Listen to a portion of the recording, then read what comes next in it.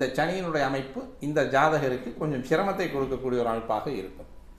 எப்பவுமே சரலக்கணங்களுக்கு ஸ்திரலக்கணம் வந்து பாதகாதிபதிகளாக வருவாங்க. ஸ்திரலக்கணங்களுக்கு சரலக்கணங்கள் பாதகாதிபதியாக வருவாங்க.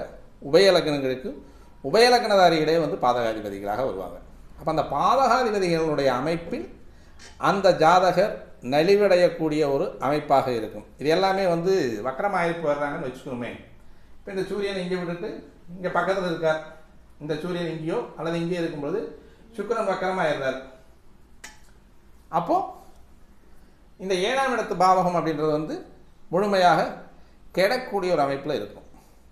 இட் மீன் இந்த சுக்கிரன் அப்படின்னு சொல்லக்கூடிய கிரகம் அந்த இடத்திற்கு காரக கிரகம் அப்படின்னு சொல்லக்கூடிய காரகஸ்தானாதிபதி அப்படின்னு சொல்லக்கூடியவர் தனது பலனை மாற்றி செய்யக்கூடிய ஒரு அமைப்பில் இருக்கார்.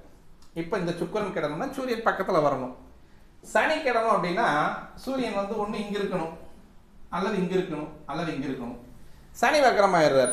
பாதகாதிபதி பாதக அந்தஸ்தை தர்றதுக்கு அவருக்கு வழி இல்லை.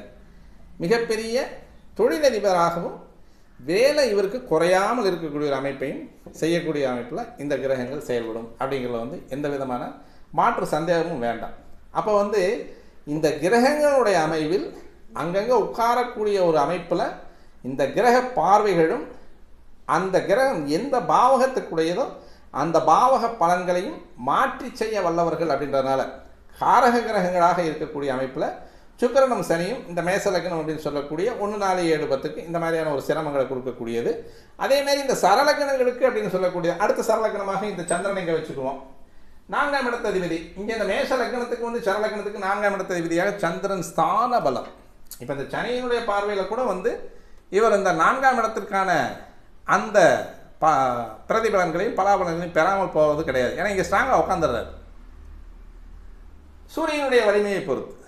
அப்போ இந்த சனி 10லேயும் இருந்து அங்கே பார்த்தாலுமே இந்த வீடு கண்டிப்பாக அம்மா பேரில் இருக்கக்கூடிய வீடு அவருக்கு வரலாம், அல்லது அத்தையினுடைய பேரில் இருக்கக்கூடிய வீடு அவருக்கு வரலாம், அல்லது பெரியப்பா சித்தப்பா கூட அவர் பேரில் வண்டி வாங்கி வைக்கிறதுக்கான வாய்ப்புகள் இருக்குது. இவர் சம்பாதிக்க முடியலனாலும் 4ஆம் இடத்து சந்திரன் அப்படின்னு சொல்லக்கூடியவர் 4ஆம் பாவாதிபதியாக இருந்து ஸ்தானபலம் அடையக்கூடிய ஒரு அமைப்பில் கண்டிப்பாக அவருக்கு சேர வேண்டிய அனைத்து அந்த 4ஆம் பாவத்திற்கான அனைத்து பலாபலன்களையும் சந்திரன் தர மறுப்பது கிடையாது. அதற்கான கிரகம் அங்கே உட்காந்து அந்த வேலையை அவர் செஞ்சே ஆகணும், வேறு வழியே கிடையாது.